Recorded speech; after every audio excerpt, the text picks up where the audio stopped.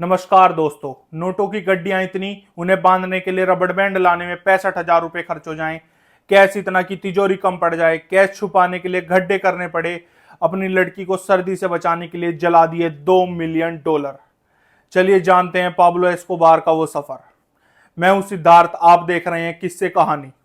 1 दिसंबर 1949 में कोलंबिया देश के एक कस्बे में हुआ जन्म और नाम रखा गया पाब्लो एमेलियो एस्कोबार गाविरिया। बचपन गरीबी में बीता, लेकिन सपना देखा पढ़ लिख कर राष्ट्रपति बनने का।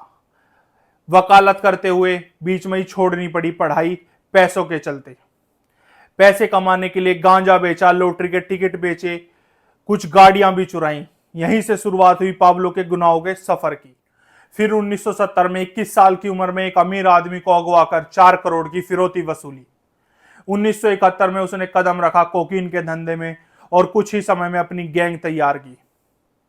फिर एक दिन 1976 में पुलिस पाब्लो को पकड़ती है 29 किलो कोकेन के साथ।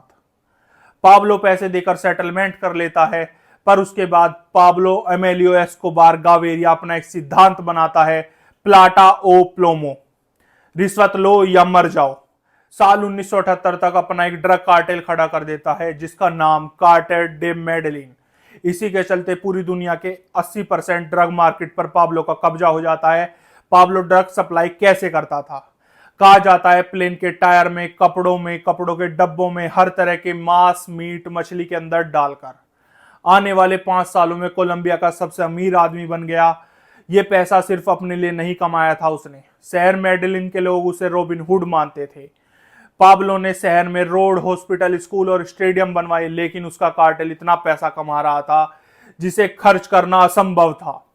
इस पैसे को छुपाने के लिए तहखाने कम पड़ गए, अलग अलग जगह घर खरीद कर दीवारों में पैसा छुपाया गया, लेकिन पैसा खत्म ही नहीं हो रहा था। ये पैसा जहां तहां निकलता रहता था। पाब्लो के मरने के 30 साल बाद तक भी 2020 में उसके भतीजे निकोलस को 148 करोड़ रुपए मिले घर में छुपे। पाब्लो एस्कोबार की कुल संपत्ति $30 बिलियन थी, 2.5 लाख करोड़ रुपए। लगभग हर साल 15 से 20 हजार करोड़ रुपए चूहे कुतर जाते थे।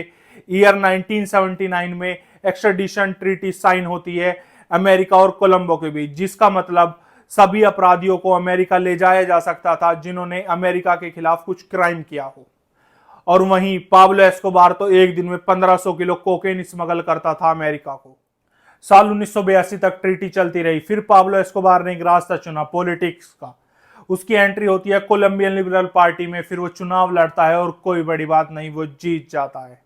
उसी के साथ वो सपना देखता है राष्ट्रपति बनने का, और चुनाव जीतने के एक फायदा यह भी हुआ कि उसे एक्स्ट्राडिशन ट्रीटी से बचने के लिए कुछ छूट मिल गई। अपोजिशन लीडर रोड्रिगो लारा ने सदन में एक प्रस्ताव पारित कराया जिसके कारण पाब्लो को जो छूट मिली थी वो खत्म कर दी गई। इसी के चलते वो पॉलिटिक्स को गुड बाय कह देता है। इसके बाद शुरू होता है ड्रग लॉर्ड के साथ साथ टेररिस्ट बनने का सफर।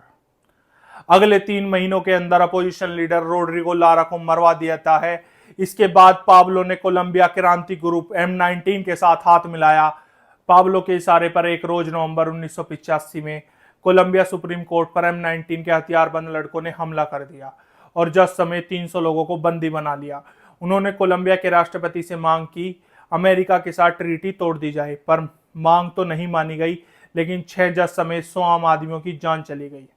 साल 1986 में सरकार पलट जाती है। आने वाली सरकार एक स्पेशल फोर्स बनाती है जिसे ट्रेनिंग भी अमेरिकन देते हैं। इधर पाब्लो ने केक करके ऑफिसरों को मरवाना शुरू कर दिया। पाब्लो को तो खैर कोई असर नहीं पड़ रहा था, लेकिन वहीं 300 स्पेशल फोर्स के जवान मारे गए। इन सब चीजों के चलते पाब्लो अंडरग्राउंड हो जाता है। एक किस्सा ऐसा है कि एक रात पाब्लो की लड़की को सर्दी लगती है। पाब्लो तापमान गर्म करने के लिए 20,000 करोड़ रुपए जला डालता है। साल 1989 के दौरान एक प्लेन में 107 यात्री थे। पाब्लो उस प्लेन को बम से उड़वा देता है क्योंकि उसे खबर थी कि सीजर अगोस्टो इस प्लेन में सफर करने वाले हैं। साल 1990 में सीजर अगोस्टो राष्ट्रपति बनते हैं कोलंबो के। फिर 1991 में 2 बड़ी घटनाएं हुई। एक, कोलंबिया का नया संविधान लिखा गया जिसके चलते ट्रीटी खत्म हो जाती है। इसका कारण पाब्लो ने संसदों को भारी घूस खिलाई थी। और दूसरा, पाब्लो ने सरकार को कहा कि आपस की लड़ाई को खत्म करते हैं, मैं सरेंडर कर दूंगा, लेकिन मेरी 2 शर्तें हैं। एक तो मेरी फैमिली को प्रोटेक्शन मिले, दूसरी मेरी जेल मैं खुद बनाऊंगा। सरकार ये शर्तें मान लेती है। उसके बाद मेडलिन के पहाड़ों में एक भव्य बिल्डिंग बनाई जाती है जिसमें सभी तरह के ऐशो आराम होते हैं, जैसे pool table, gym, football ground, बार, पूल और एक जू जिसमें दुनिया के सबसे नायाब जानवरों को रखा जाता है।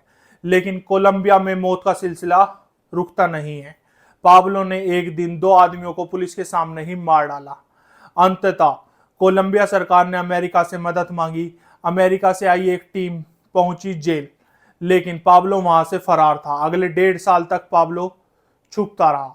1 दिसंबर 1993 पाब्लो का जन्मदिन होता है, पर साथ में कोई नहीं होता। वो उदास होकर अपने लड़के को फोन करता है, लेकिन फोन टैप हो रहा था यूएस स्पेशल फोर्सेस के थ्रू। पाब्लो के ठिकाने का पता लगते ही फोर्स वहां पर पहुंच जाती है और मुठभेड़ में पाब्लो एमेलियो एस्कोबार गाविरिया की कहानी भी समाप्त हो जाती है। अगर आपको कहानी इंफॉर्मेटिव और दिलचस्प लगी तो वीडियो को लाइक और चैनल को सब्सक्राइब करके हमारा उत्साह बढ़ाएं। धन्यवाद।